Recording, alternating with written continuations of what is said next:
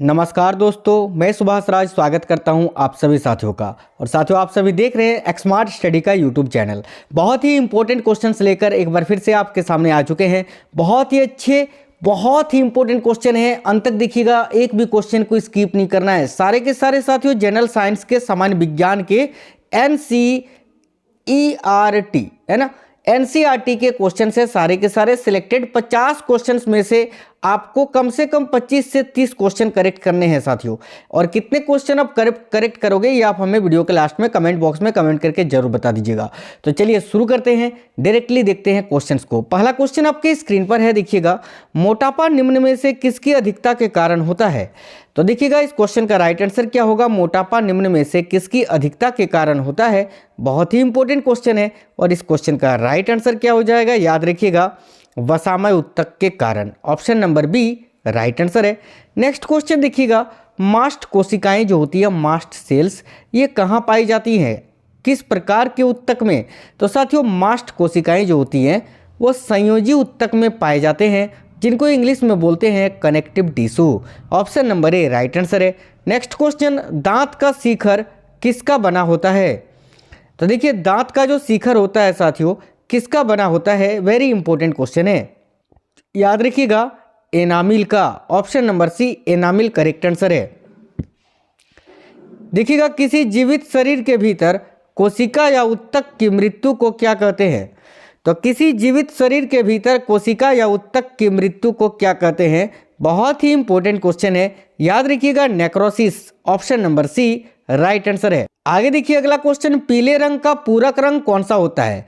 तो साथियों देखिएगा, पीला जो रंग होता है येलो, पीले रंग का पूरक रंग होता है नीला, blue. Option number A right answer है। नेक्स्ट क्वेश्चन, किसी चुंबक को गर्म करने से उसके चुंबक पर क्या असर पड़ता है? तो किसी चुंबक को गर्म करने से उसके चुंबक पर क्या असर पड़ता है? बहुत ही इंपॉर्टेंट क्वेश्चन है साथियों। देखिएगा, किसी चुंबक को गर्म करने से उसका चुंबक पर क्या प्रभाव पड़ता है? तो याद रखिएगा सभी साथी, ऑप्शन नंबर डी नष्ट हो जाता है। क्या होता है? नष्ट हो जाता है। Option number D right answer है।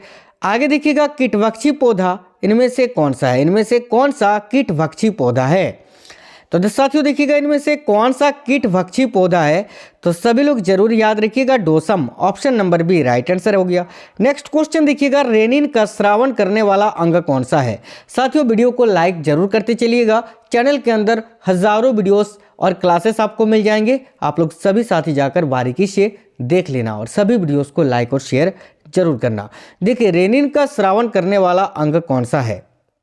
तो साथियों रेनिन कहाँ से निकलता है? तो अमाशय से। अमाशय option number B right answer है। वन परिस्थितिकी तंत्र में हरे पौधे क्या होते हैं? तो देखिएगा, वन परिस्थितिकी तंत्र में हरे पौधे क्या होते हैं? बहुत ही इंपॉर्टेंट क्वेश्चन है, तो याद रखिएगा साथियों, ऑप्शन नंबर ए मूल उत्पादक। नेक्स्ट क्वेश्चन देखिए, पैलियोंटोलॉजी में किसका अध्ययन किया जाता है? तो पैलियोंटोलॉजी के अंतर्गत किसका अध्ययन किया जाता है? बहुत ही इंपॉर्टेंट क्वेश्चन है और आप सभी साथियों को याद रखना है, पैलियोंटोलॉजी के अंतर्गत किसका अध्ययन किया जाता है? तो साथियों यहाँ करेक्ट आंसर हो जाएगा जीवाश्मों का। Option number D right answer है, जीवाश्म। इसके अलावा पैलियोंटोलॉजी के अलावा C14 यानी कार्बन डेटिंग से भी जीवाश्मों का अध्ययन किया जाता है। आगे देखिएगा, हीमोग्लोबिन में कौन सी धातु होती है? तो देखिए, हीमोग्लोबिन में साथियों कौन सी धातु होती है? Fe यानी आयरन, लोहा। आगे देखिए, कौन सा रंग रोगाणुओं का विनाश करता है तथा शरीर का पुलिस रक्षक कहलाता है? तो राइट आंसर हो जाएगा ऑप्शन नंबर ए टॉन्सिल। नेक्स्ट क्वेश्चन, पिता ए रुधिर वर्ग का है और माता बी वर्ग की हो तो इनकी संतानों में कौन सा रुधिर वर्ग संभव है? क्वेश्चन में पूछा गया है, पिता का ब्लड ग्रुप ए है, माता का बी है, तो इनकी संतान जो होंगी, बच्चे, उनमें कौन सा ब्लड ग्रुप होने की संभावना होगी? तो ब्लड ग्रुप ए, बी, ओ और ए बी, ये चारों हो सकते हैं। Option number D right answer है। आगे देखिए, किस ताप पर एक एंजाइम अधिक सक्रिय होता है? तो किस ताप पर एंजाइम जो है वो अधिक सक्रिय होता है? याद रखिएगा 40 डिग्री सेल्सियस पर। पुष्पी पादपों को किस में रखा गया है? तो याद रखिएगा, पुष्पी पादपों को किस में रखा गया है? तो फेंड्रोगेम्स में। Option number B right answer है।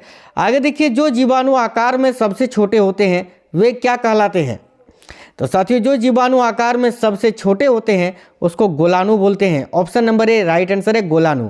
जब एक चल वस्तु की गति दोगुनी हो जाती है तो उसकी गतिज ऊर्जा कितनी होती है? तो साथियों जब एक चल वस्तु की गति जो है 2 गुनी हो जाती है तो उसकी गतिज ऊर्जा 4 गुनी हो जाती है। Option number B right answer होगा। किस प्रकार की अभिक्रिया से सबसे अधिक हानिकारक विकिरण पैदा होता है? तो देखिएगा किस प्रकार की अभिक्रिया से सबसे अधिक हानिकारक विकिरण पैदा होता है? तो विखंडन अभिक्रिया से। नेक्स्ट क्वेश्चन देखिए, भारतीय विज्ञान संस्थान कहाँ स्थित है? तो भारतीय विज्ञान संस्थान जो है वो बेंगलोर में स्थित है। नेक्स्ट क्वेश्चन, इनमें से कौन सा जैव विविधता के लिए खतरा है? तो देखिएगा इनमें से कौन सा जैव विविधता के लिए खतरा है? ऑप्शन नंबर सी प्राकृतिक आवासों और वनस्पतियों का विनाश तथा झूम खेती। रेड डाटा बुक उन जातियों के बारे में जानकारी देता है जो क्या हो? तो साथियों रेड डाटा बुक जो होता है, रेड डाटा बुक वो साथियों उन जातियों के बारे में जानकारी देता है जो संकटापन्न हो, जो संकट में होते हैं। Option number B right answer है। आगे देखिए, निम्न में से कौन सा कृत्रिम पारिस्थितिकी तंत्र है? तो देखिएगा इनमें से कौन सा कृत्रिम पारिस्थितिकी तंत्र है? झील तो होगा नहीं, घास का मैदान भी नहीं, वन भी नहीं, धान का खेत। Option number A right answer है। नेक्स्ट क्वेश्चन, पृथ्वी का विशालतम पारिस्थितिकी तंत्र कौन सा है? तो साथियों पृथ्वी का सबसे विशालतम पारिस्थितिकी तंत्र कौन सा है? याद रखिएगा जलमंडल, क्योंकि पृथ्वी पर 71% भाग पर जो है केवल जल है। नेक्स्ट क्वेश्चन, राष्ट्रीय वानस्पतिक उद्यान कहाँ पर स्थित है? तो साथियों देखिएगा राष्ट्रीय वानस्पतिक उद्यान जो है ये लखनऊ में स्थित है। ऑप्शन नंबर सी लखनऊ में। आगे देखिए, मैंग्रोव की खेती के लिए निम्न में से कौन सा क्षेत्र प्रसिद्ध है? तो मैंग्रोव की खेती के लिए निम्न में से कौन सा क्षेत्र प्रसिद्ध है? तो ऑप्शन नंबर सी दक्षिण 24 परगना का सजने वाली जंगल या सजने खाली जंगल। नेक्स्ट क्वेश्चन, पारिस्थितिकी संतुलन बनाए रखने के लिए भारत में वन क्षेत्र कितने अनुपात में होना चाहिए? तो देखिएगा पारिस्थितिकी संतुलन बनाए रखने के लिए भारत में वन क्षेत्र 33.3% के अनुपात में होना चाहिए। याद रखिएगा। सौर ऊर्जा का सबसे बड़ा यौगिकीकरण कौन है?